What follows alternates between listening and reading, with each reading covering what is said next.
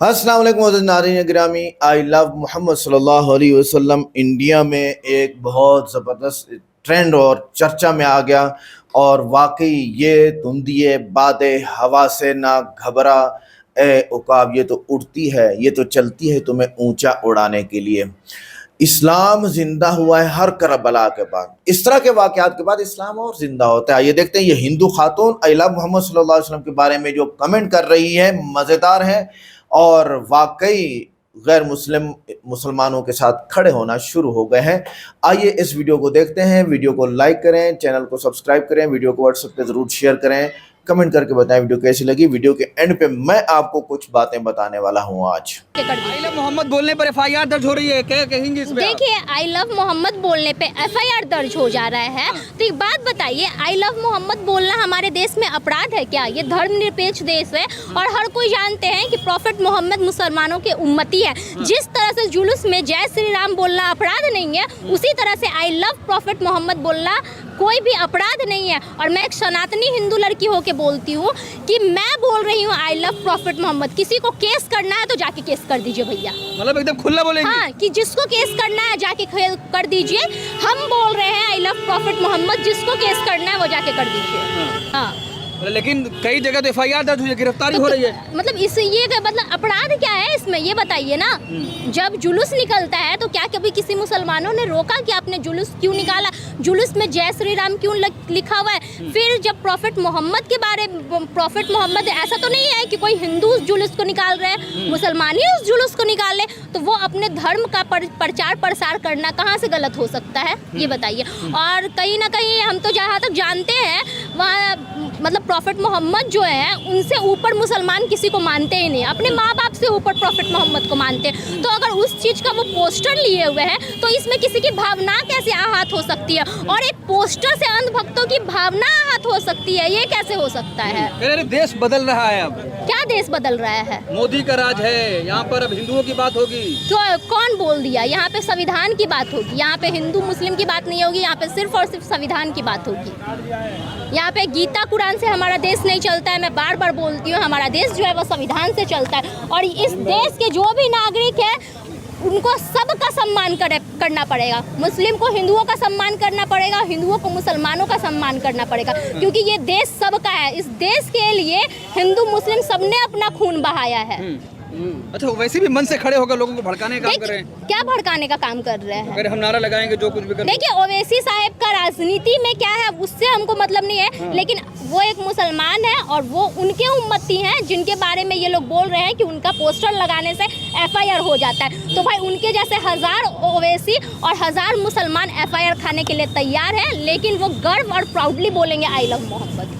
जब हम एक सनातनी लड़की होके बोल सकते हैं तो मुसलमान तो भैया मुसलमान है, मुसलमान तो प्रॉफिट मोहम्मद के उम्मती हैं, ठीक है, वो पूरे दुनिया के नबी है, तो वो तो प्राउडली बोलेंगे ही बोलेंगे।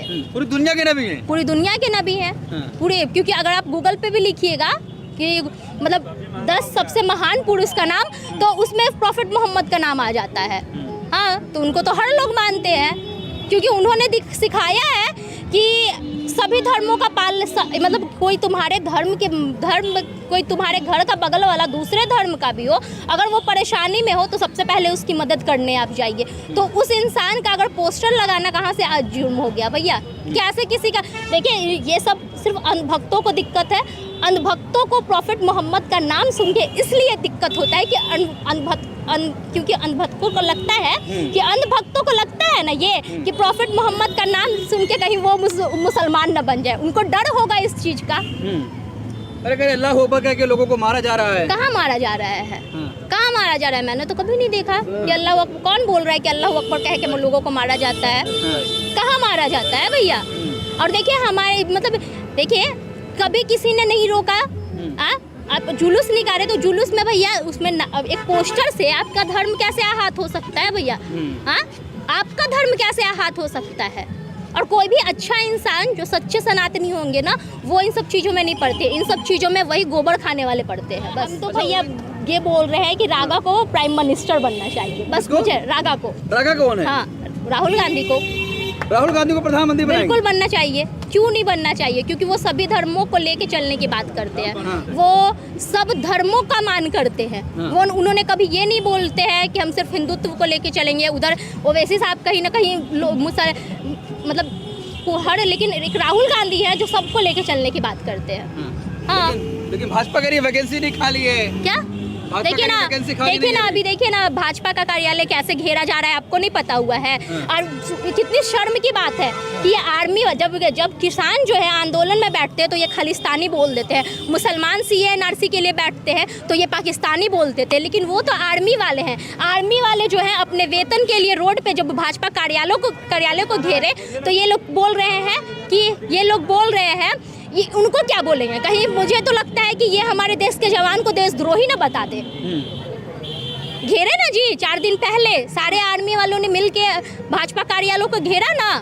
हाँ, तो बताइए हमारे देश में जब आर्मी वाले खुश नहीं है तो और कौन खुश होंगे इनसे। तो प्रधानमंत्री का जन्मदिन देख नहीं रहे, पूरी दुनिया उनको सेलिब्रेट कर रही है, बधाई दे रही है। भैया से पूछो सेलिब्रेट किए हैं? हाँ। भैया सेलिब्रेट किए प्रधानमंत्री का जन्मदिन? हाँ, किए हैं। कैसे किए?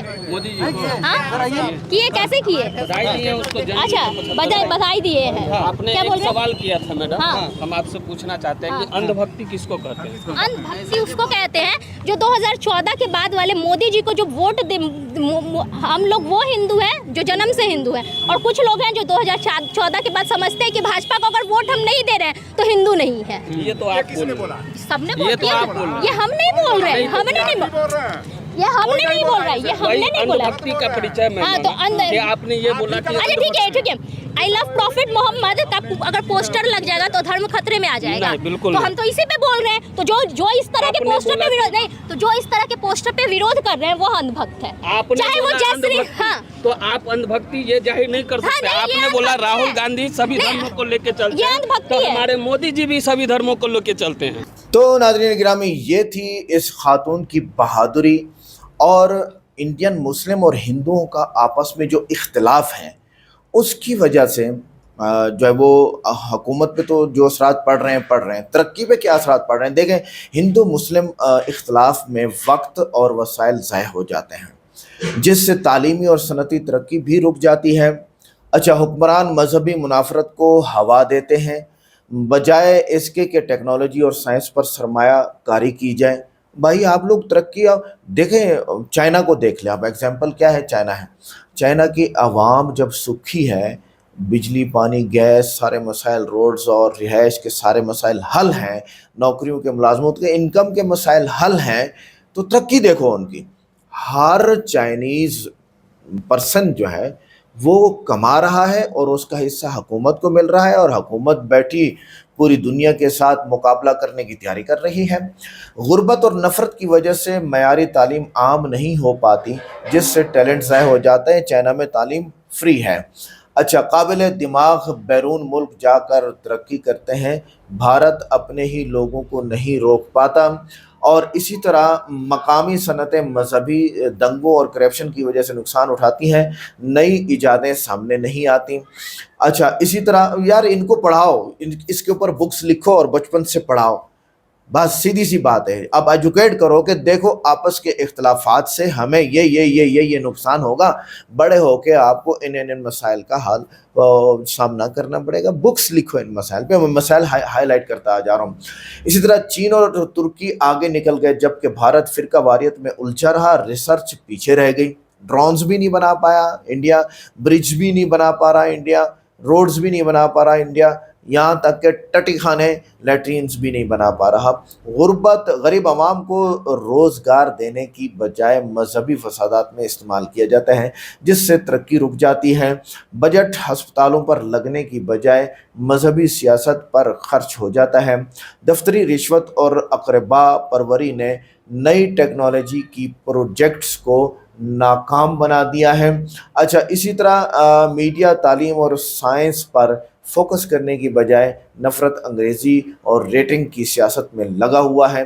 मुसलमानों और दीगर अक़लियतों को मुसावी मौक़े नहीं मिलते, जिससे कौमी टैलेंट ज़ाया हो जाता है। अमेरिका जा रहे हैं सारे, अमेरिका HBA वीज़ा, HBA या HAB वीज़ा, इस तरह का वीज़ा है जो अमेरिका ने इंडिया के लिए निकाह बंद भी कर दिया। आगे चलें, मुसलमानों और दीगर अक़लियतों को ये मसाइल हैं।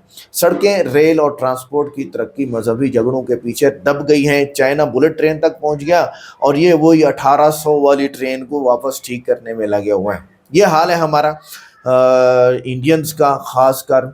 अच्छा, ख़वातीन की तालीम और रोज़गार में रुकावटें आधी आबादी को पीछे रख देती हैं। मेरी राय है कि लेडीज़ की जो वुमेन एजुकेशन है वो आप ऑनलाइन करें और वो घर बैठे करें।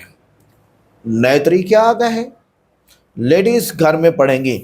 और वजह ये इसकी ये है कि बहुत ज़्यादा रेप और बहुत ज़्यादा कत्ल व गारत बढ़ चुकी है। 140 करोड़ लोग हैं, आप बताएं, रेशो देखें। तो बच्चियां जब बाहर जाएंगी, यूं समझ लें कि गोश्त कुत्ते के सामने आ गया। जब गोश्त कुत्ते के सामने आएगा तो साफ जाहिर है वो बच्चियां नहीं बच पाएंगी और उनके साथ रेप होंगे। फिर बाद में क्या हो सकता है? कुछ भी नहीं हो सकता। फिर बैठे रहो, रोते रहो, रोने वाले रोते रहेंगे, आवाम रोती रहेगी और सरकार जो है वो दफ्तरों में, कुर्सियों में मेरी तरफ बैठी होगी, कलम यहाँ लगा के या यहाँ लगा के और चाय पी रही होगी। यही मसाइल है और कुछ भी नहीं है भाई साहब, मसाइल ही मसाइल है। वीडियो कैसी लगी? वीडियो को लाइक करें, चैनल को सब्सक्राइब करें, वीडियो को व्हाट्सएप पे ज़रूर शेयर करें, कमेंट करके बताएं वीडियो कैसी लगी। मिलते हैं नेक्स्ट वीडियो में। अस्सलाम वालेकुम।